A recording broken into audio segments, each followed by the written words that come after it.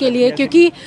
NTA ने अभी तक कुछ भी क्लियर अपने डाटाज अभी नहीं दिए हैं, जिसमें 23 लाख जो भी स्टूडेंट्स हैं उनके रिजल्ट्स जो अभी तक अपलोड नहीं हुए हैं वेबसाइट पे। तो हम लोगों का एक रिक्वेस्ट था कि पूरा अपडेट किया जाए, ताकि हम उसमें आइडेंटिफाई किया जाए कि किस तरह से झज्जर के जो 720 जो स्टूडेंट 6 स्टूडेंट को 720 मार्क्स मिले हैं। दूसरा हम लोगों ने क्लियर किया कि जो जिस तरह से 719 और 718 जो उन्होंने मार्किंग दिया, जहां से बच्चों ने पकड़ा और उस हिसाब से सामने आया ये मैटर। दूसरा 6 जगह पे 6 स्टेट जो आइडेंटिफाई किए जहां एफआईआर हुआ है और जिसमें कुछ आइडेंटिफिकेशन किया है और उसमें प्रोफेसर्स और कुछ टीचर्स भी शामिल हैं जो पेपर लीक मेन है। तो ये जो इशू है ये आगे ना आए, तो उसके लिए भी इन्होंने ये बोला कि कहीं ना कहीं ये लीकेज कहाँ से हुआ है। जिस तरह से दो पेपर थे जो वो पेपर किसने बनाया, वो कमेटी कौन सी है, प्लस दूसरा एसबीआई और कैनरा बैंक जब वहाँ पर किसकी कस्टडी में वो पेपर गया और कितने बजे वो वहाँ से निकला सेंटर के लिए, तो हम ये देखें कि रास्ते में लीक हुआ है तो वो टाइमिंग भी उसमें ली गई है। जैसे 2 बजे से पेपर है तो पेपर कितने बजे वहाँ से निकला, तो एनटीए का जवाब नहीं दे पाया कि वो कितने बजे निकला। और दूसरा ये कि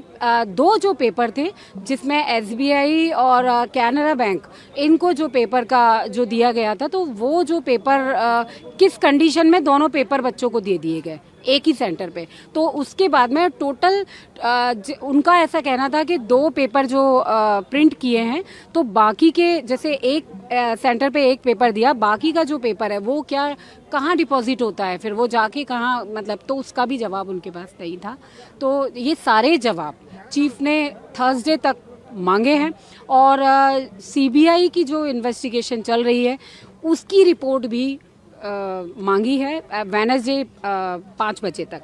और थर्सडे को ये मैटर हियरिंग हमारा दोबारा होगा और उस दिन हम सब लोग, चूँकि मेरा जो आईए था उसमें वो दोनों जो स्टूडेंट थे उन लोगों को ना तो ग्रेस मार्क दिया गया ना उनका दोबारा से टेस्ट हुआ, क्योंकि वो 1563 जो बच्चे हैं वही कोर्ट में जो आए थे उनके साथ हुआ। लेकिन है ना, ऐसे कई बच्चे हैं जो गांव में है या जिनके पास फीस नहीं है, जो नहीं आ सकते, तो ऐसे जो बच्चे हैं उनके लिए हम लोग यहाँ थे। तो वो आइडेंटिफाई पूरा उन्होंने डाटा मांगा, जिसमें 2022, 2023 और 2024 के जो हाईएस्ट जिन्होंने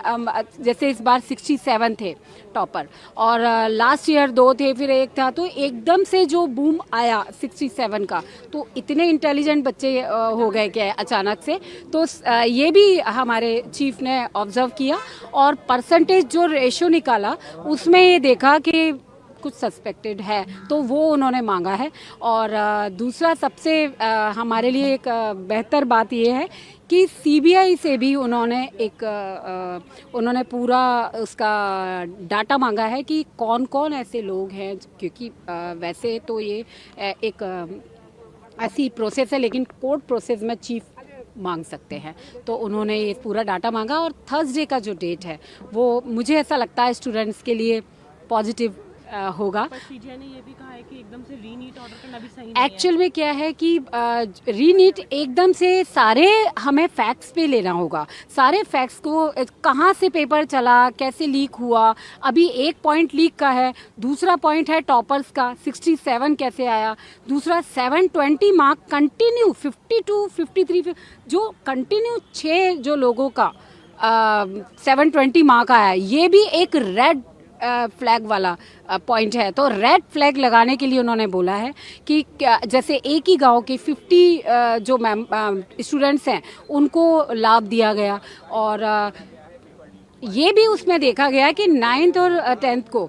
जिस तरह से उन्होंने दोबारा से जो वेबसाइट खोला था उसमें जो बच्चे हैं वो कितने बेनिफिशियरी रहेंगे, वो भी उन्होंने पॉइंट आउट किया। तो ये थर्सडे को हम कह सकते हैं कि पॉजिटिव रहेगा। देखिए, हमारे पिटीशन पे संज्ञान लेते हुए सुप्रीम कोर्ट ने एनटीए और यूनियन गवर्नमेंट से कुछ सवाल पूछे हैं